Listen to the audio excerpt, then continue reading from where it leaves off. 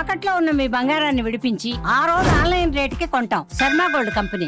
నమస్కారం అండి, సుమన్ టీవీకి స్వాగతం. నేను గీతాంజలి. ఇవాళ మనతో పాటు ఉన్న అతిథి ఒక గొప్ప సిద్ధురాలు, తేజోమయి అమ్మ. అమ్మ గురించి ఒక్క మాటలో అయితే ఖచ్చితంగా చెప్పలేమండి.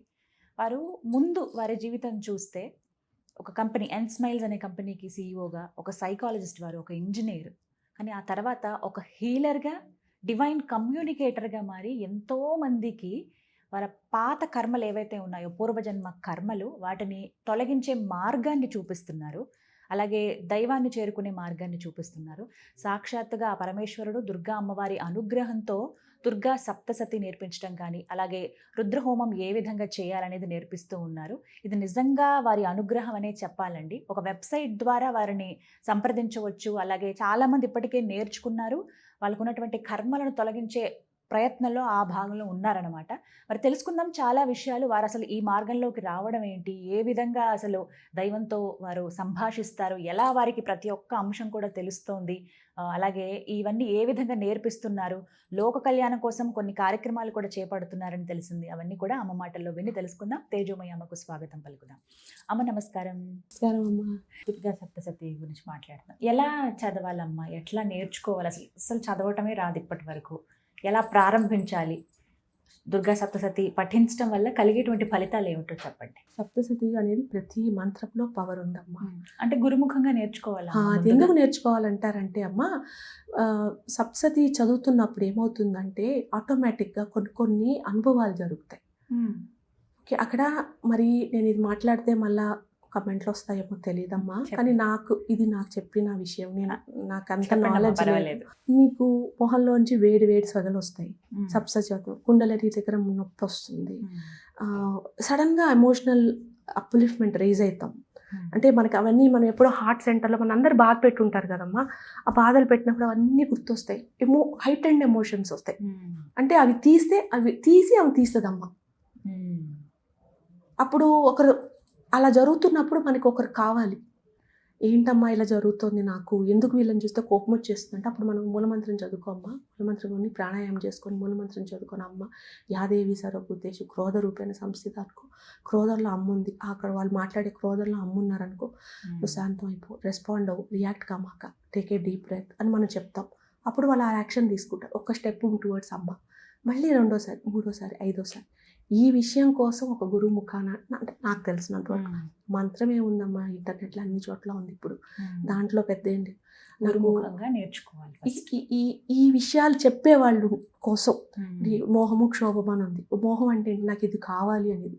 క్షోభం అంటే ఇది లేదే అని బాధపడేది. కొన్ని దుష్ట గ్రహాలు ఉంటాయి. ఏంటి అవి మన గ్రహాలు కానీ, లేదంటే ఎవరో ఒకరు చెడు చేశారు, ఒక బ్లాక్ మ్యాజిక్, ఇవి కూడా ఉంటున్నాయి కదా ఈ మధ్య, కట్లని, లేదంటే దిష్టిలు, ఒకళ్ళు బాగుపడుతుంది అంటే ఏడు, అవంతా మనకి సైకిక్ ప్రొటెక్షన్ ఉండదు. కవచం చదువుకోం మనం, చదువుకున్నా కూడా భూశుద్ధి అని, భూతశుద్ధి అని ఉంటాయి కొన్ని ప్రాసెసెస్. అవి మనము టైం అని అవన్నీ స్కిప్ చేసేసి డైరెక్ట్గా జంప్ చేసేస్తాము చదువుకోవడానికి. సో మనకి సైకిక్ ప్రొటెక్షన్ ఉండదు. సో మన యాస్ట్రల్ ప్లేన్ అంతా ఓపెన్లో ఉంటుంది, ఎవరైనా ఇన్స్టాల్ చేయొచ్చు దాంట్లో. సో ఎంపత్స్ ఉంటారు, బేసిక్గా స్పిరిచువల్ పీపుల్ కైండ్గా ఉంటారు. ఆ కైండ్ ఉన్నప్పుడు వాళ్ళు అబ్జర్వ్ చేసేసుకుంటారు. ఇప్పుడు నేను వచ్చి మీకు బాధ చెప్పాను, మీరు ఆ బాధనంతా అబ్జర్వ్ చేసుకున్నారు అనుకోండి, యాస్ట్రల్ ప్లేన్ నుంచి ఫిజికల్ ప్లేన్లోకి వచ్చేస్తుంది ఆ బాధ. నేను ఆ బాధలు పడ్డం మొదలెట్టేస్తా. అమ్మ నా లైఫ్ అంతా బాగానే ఉంది, కానీ ఎప్పుడు నేను బాధపడుతూ ఉంటానమ్మా. ఎందుకు? యూఆర్ ఎన్ ఎంపత్, అబ్జర్వ్ చేసేసుకుంటున్నావు వేరే వాళ్ళ పెయిన్. అప్పుడు సప్తసతి చదువుకుంటున్నప్పుడు ఇవన్నీ మనం ఎవరో ఒకరు చెప్పాలి కదమ్మా, ఏదో క్లారిఫై చేయాలి ఆన్సర్స్. మంత్రం చదివేది ఒక పద్ధతి, అది నేర్పించడం ఎందుకు, అన్ని మంత్రాలు. సో వినియోగ స్టేట్మెంట్ ఉంటుంది, ధ్యాన శ్లోకం ఉంటుంది, భూర్భువ న్యాసం ఉంటుంది. అది అయినాక మనకి మొత్తం శ్లోకాలు వస్తాయి. నా చేత రాయిపించింది అయితే నవాంగం అమ్మ. దాంట్లో కూడా నా చేతను రాయించింది కదమ్మా, ఉన్నదాన్ని నేను ఈజీగా రైట్ చేయడం, ఒక దగ్గర కొలేట్ చేసి, సో దట్ ఆ స్ట్రక్చర్ అనేది మన ఇప్పుడు ఉండే ప్రారంభ కర్మల్ని తొలగించాలి. ఇవి మనకి ఎక్కడ దొరుకుతాయమ్మా, ఎలా? నేను క్లాస్లో చెప్తానమ్మా, నేను ఇంకెక్కడ ప్రచురించలేదమ్మా. ఎందుకని అంటే అది ఒక పద్ధతిగా చెప్పాలి. ఈ మంత్రం ఇలా యూజ్ చేయండి, పెద్దవి కాకపోయినా అమ్మ సపోర్ట్, వేరే will I go back and talk. నేను బుక్ వచ్చింది, నేను చదువుతాను, నాకు ఇప్పుడు ఎమోషనల్ అవుట్రేజ్ వచ్చింది, కష్టం వచ్చింది, వెంటనే నేను మానేస్తాను.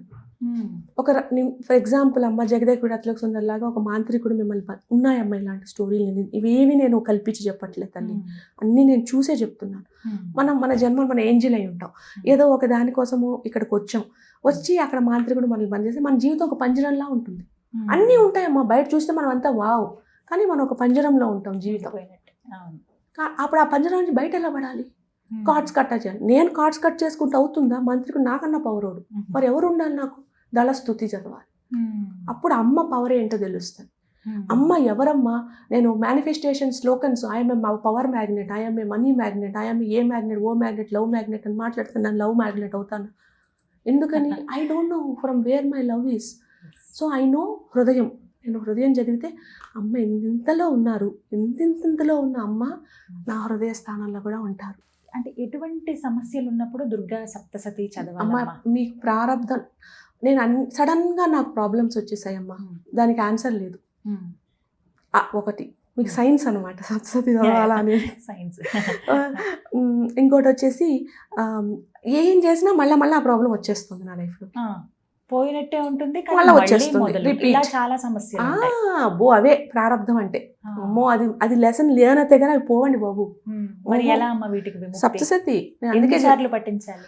ఒక్కొక్క అమ్మ మామూలుగా నేనైతే మాత్రం అమ్మ నెంబర్ గురించి నేను ఎక్కువ ప్రాముఖ్యత ఇన్ తల్లి.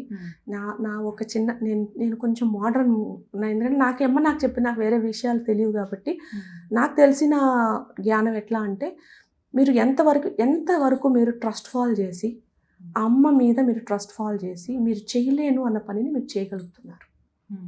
ఆ నమ్మకం మీకు ఎప్పుడు వస్తుంది? భావం తెలుసుకున్నప్పుడు. అమ్మ ఉంది అని తెలుసుకున్నాం. నేను మంత్రం చదువుతా, నా మంత్రాల్లో పర్ఫెక్ట్ రిసైటేషన్, అంత రెండిషన్ ఫుల్ పర్ఫెక్ట్. కానీ అమ్మ నాకు ఈ పని చెయ్యని నాకు మనసులో వినిపిస్తుంది ఆ గొంతు. నాకైతే యూట్యూబ్లో నాకు ఏదైనా ఒక సడన్గా వీడియో ఇవన్నీ కావండి, కాలే మీకు ఇది చెప్తున్నారు, వాళ్ళది చెప్తున్నారు, అలా వచ్చే అవి కాదు. Divine will not give one sine అండి, ఎన్నో రకాలుగా వస్తూ ఉంటుంది.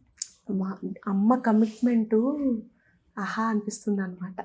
అన్న క్లాసులో అంటారు, అమ్మ మీరు హోమం 6 గంటలు 7 గంటలు చేస్తారు, మళ్ళీ మీరు వచ్చి మాకు 2 గంటలు 3 గంటలు ఉండనా అమ్మ అని చెప్పి లాస్ట్ వరకు ఉండి అందరు క్వశ్చన్లు అడిగి తర్వాత పోతారు. లేదంటే పర్మిషన్ అడిగి, మీరు మా దగ్గర పర్మిషన్ అడిగి, అమ్మ ఈరోజు నాకు కావట్లేదే, రేపు అడుగుతా, రేపు చెప్తా మీ ఆన్సర్లు అని చెప్పి తీసుకుంటారు.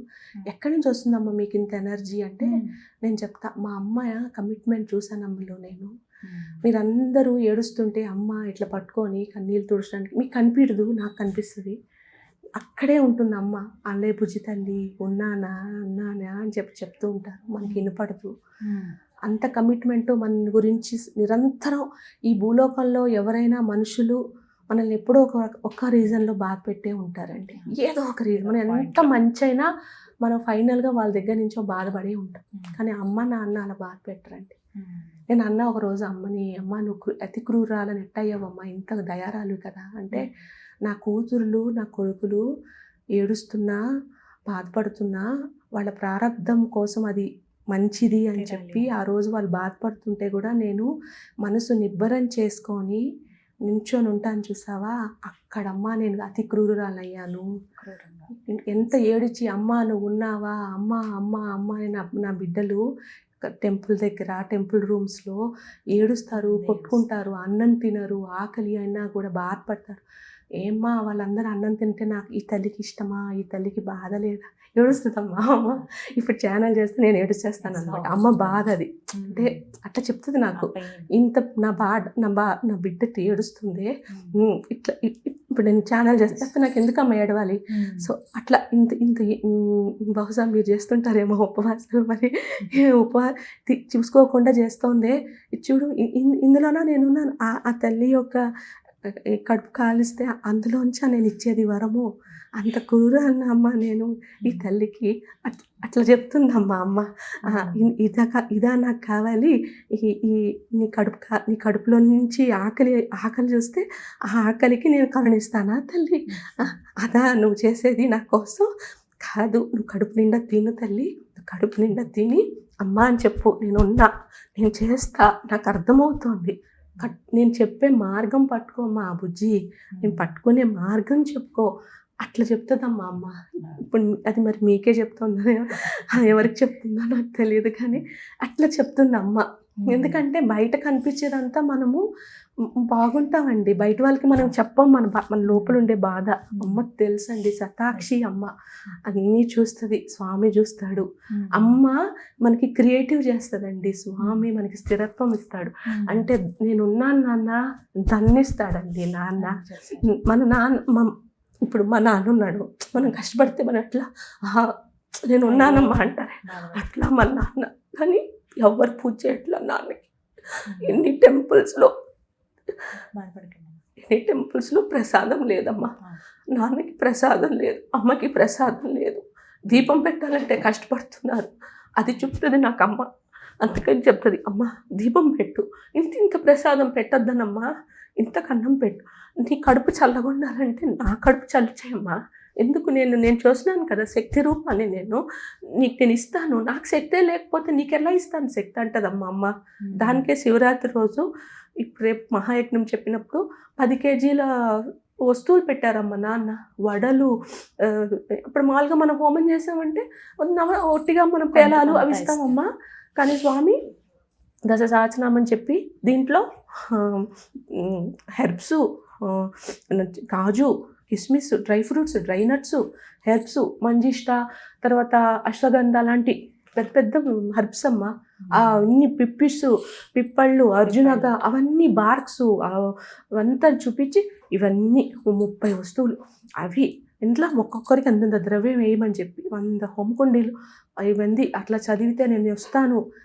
నేను మాకు మహాశివరాత్రి అప్పుడు చెప్పాడు స్వామి, మేము ఉండేది భక్తుల హృదయంలో తల్లి అని చెప్పి. నేను చేస్తే రావడం ఏంటి నాన్న, మేమెవరం అసలు, మేమందరం అంటే చిన్న గ్రూప్ అమ్మ, మాకేం పెద్ద, మేమందరం చేస్తే స్వామి వస్తే మాకెంత ఆనందం అయిపోయిందో.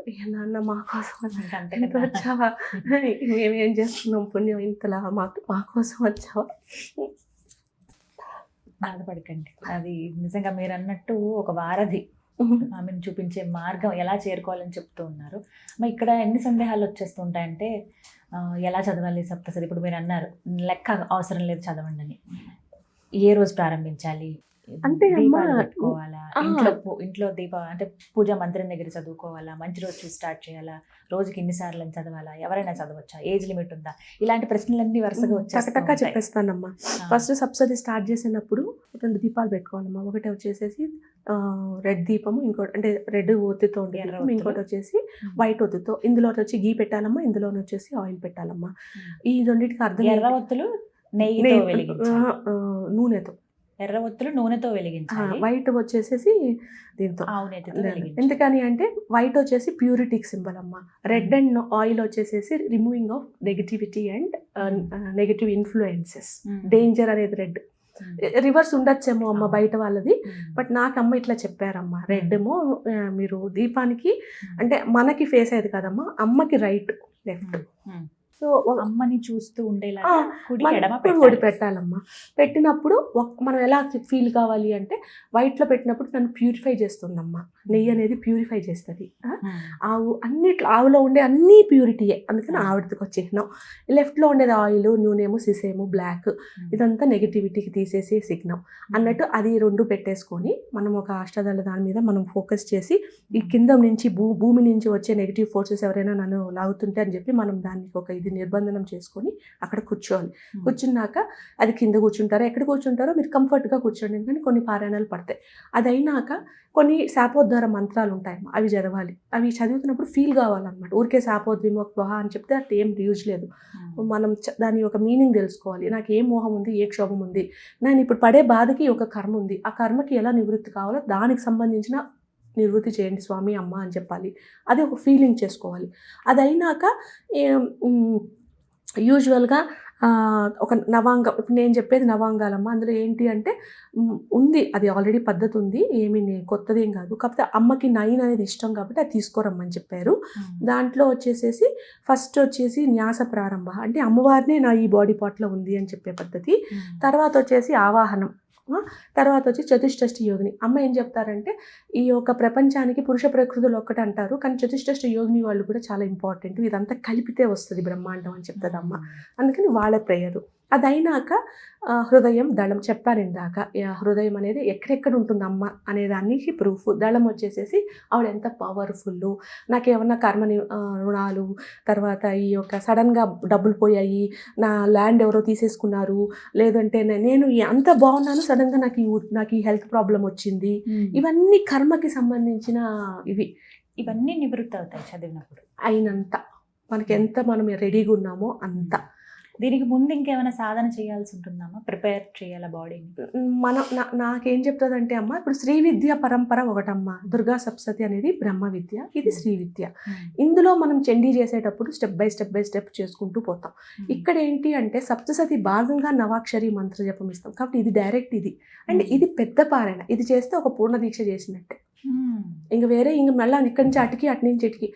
ఇంకా ఒకటి చెప్పాలి అంటే లలితమ్మ దుర్గమ్మలో 2 డిఫరెన్సెస్ అమ్మ. ఇద్దరు అమ్మ ప్రతిరూపాలు, సేమ్ అంతా ఒకరే. అయితే లలితమ్మ ఏంటి అంటే వైఫ్, హస్బెండ్, ఒక అమ్మ, ఒక లైట్ ఎనర్జీ. కొన్నిసార్లు మనం ఆ ప్రారంభం కంప్లీట్ చేసేసుకొని మనకి సటల్గా చెప్తే చాలు అర్థం చేసేసుకుంటాం. లేదు మనం జర్నీలో మొదట్లో ఉంటే అమ్మ సైన్స్ ఇస్తారు. ఇచ్చినప్పుడు మనం క్యాచ్ చేసేసుకునే అంత మనకి పరిణితి, మనకి అమ్మ మనకి ఒక జ్ఞానము విజ్ఞానం ఇస్తే మనం తీసుకుంటాం. అది లలిత భక్తులు అయిపోతాం. దుర్గమ్మ అనేసరికి ఏంటంటే కొన్ని జన్మల్లో అమ్మ సైన్స్ ఇచ్చి మనం ఏ యాక్షన్ తీసుకోలేం, కానీ మంచి చేసాం. అప్పుడు సప్తశతికి వచ్చేస్తాం. ఎందుకు? ఆవిడంత ఫియర్స్ కావాలి. ఆమె ఏ రకంగా అప్పుడప్పుడు నేను అనిపించింది నాకు, కావచ్చు నువ్వు అమ్మ, నీ కరుణకి నేను ఒక చిన్న నాకు తెలిసింది ఒక చిన్న పద్యం చెప్తా అమ్మా అని చెప్పా. అమ్మ మాకు కష్టం అవుతుంది అని నువ్వు నాకు కవచం ఇచ్చావు, న్యాసం ఇచ్చావు, ఇందులోనే అమ్ముంది అని చెప్పి నేను ప్రొటెక్ట్ చేసుకోవడానికి. మరి ఇంతమంది రసులతో ఇంత కాలంలో నువ్వు చదువుతున్నప్పుడు నీ కవచం ఏదమ్మా? మా కోసమే కదా నువ్వు రక్తం చిందించుకున్నావు, పొడిపించుకున్నావు, లాగించుకున్నావు, నీకన్నా కానీ మా దయచూడు, మా కోసం నువ్వు సప్తశతి చదువుతున్నప్పుడు కవచం ఇచ్చావు, సైకిక్ ప్రొటెక్షన్ అని చెప్పి భూశుద్ధి చేసుకో అని చెప్పి ఐంబ్రీంజాలు అన్ని బీజాల మీద నువ్వు ఛానల్స్ మీద చక్రాస్ మీద మెడిటేట్ చేసుకో అని పద్ధతిని ఇచ్చావు, ఇన్ని ఇచ్చావు. కానీ నువ్వేం చేస్తున్నావు అమ్మా? ఎందుకమ్మా అంత రక్తపోట్లు మా కోసం? మేము ఏం పాపం చేసుకున్నామో ఇంత మా కోసం కమిట్మెంట్ చూపిస్తున్నావే, అయినా మేము ఎంత అంధకారంలో ఉన్నాం, ఈ సైన్ తీసుకోలేక. ఇంతమంది చూస్తారండి ఇంటర్వ్యూ, 10 మంది 50 మందికే సప్తశతి చేర్చుకోవాలని ప్రేరణ వస్తుంది. అవును, అది అమ్మ బ్లెస్సింగే కదా. గ్రూప్లో చేరుతారు, మళ్ళీ ఎగ్జిట్ అయిపోతారు. అంటే ఏంటి? అమ్మ సైన్ ఇస్తోంది, కానీ మనం అది క్యాచ్ కూడా మీరు క్లాసెస్ రూపంలో చెప్తారా? ఎన్ని రోజులు ఉంటుందమ్మా ఇది క్లాసెస్? మనం రోజమ్మా ఇదే. ఎలా జాయిన్ అవ్వాలి క్లాసెస్ లో? వెబ్సైట్ ద్వారా ఎలా ఉంటుంది? వాట్సాప్లో గురుతేజమయ్యి అని ఉంటే దాని మీద వాట్సాప్ నెంబర్ ఇచ్చారండి. ఎందుకంటే హోమంలో ఉంటాను కదమ్మా, సో మోస్ట్లీ వాట్సాప్ వేస్తే బెస్ట్. కాల్ చేస్తే కూడా ఎవరైనా వాలంటీర్స్, మేమేం పెద్ద కాదమ్మా, ఇట్లా వీళ్ళు కూడా మొన్నే సప్తశతి నేర్చుకొని వచ్చిన పిల్లలు. ఇంకా అంతా ఏమీ నాకు తెలియదమ్మా, నేను ట్రస్ట్ చేయాలో కూడా నాకు తెలియదు. నా ఫ్యూచర్ రేపు అంతా పోయి నువ్వు హిమాలయాలకు పోయి మెడిటేషన్ చేయి, మాకు చేసినది దారిపోయి అంటే నేను ఇంకా అట్లా వెళ్ళిపోవాలి. అది దానికి నేను ట్రస్ట్ ఏంటి? ఇప్పుడు కూడా ఈ శివ మహాయజ్ఞం వాళ్ళు చెప్పారు అని చెప్పి తీసుకున్నాను, లేకపోతే ఇంత పెద్ద పని చేయడానికి నాకు చేత అవుతుంది. ఎటువంటి సమస్యలున్నా దుర్గా సప్తశతి చదువుకోవచ్చు, నేర్చుకోవాలి. ముందుగా వాట్సాప్ నెంబర్కి జస్ట్ మీకు ఇన్ఫర్మేషన్ ఇస్తే మీరు క్లాసెస్ ఇప్పుడు స్టార్ట్ అవుతాయని చెప్తారు. అవునమ్మా, క్లాస్ ఇప్పుడు జరుగుతోంది. ఇప్పుడు శ్యామల నవరాత్రులు కాబట్టి ఇప్పుడు మళ్ళీ చెప్పిస్తున్నా. మళ్ళీ ఎప్పుడు స్టార్ట్ అవుతాయేమో కొత్త బ్యాచ్? మరి ఇప్పుడు శివది అయిపోయాక దారిపోయమన్నారు కదమ్మా, కామాఖ్యలో కామాక్షి పీఠం దాటాక ఇంకా అప్పుడు మళ్ళీ ఫిబ్రవరిలో ఉంటాయి, మళ్ళీ ఫిబ్రవరి మార్చ్లో ఉంటాయి.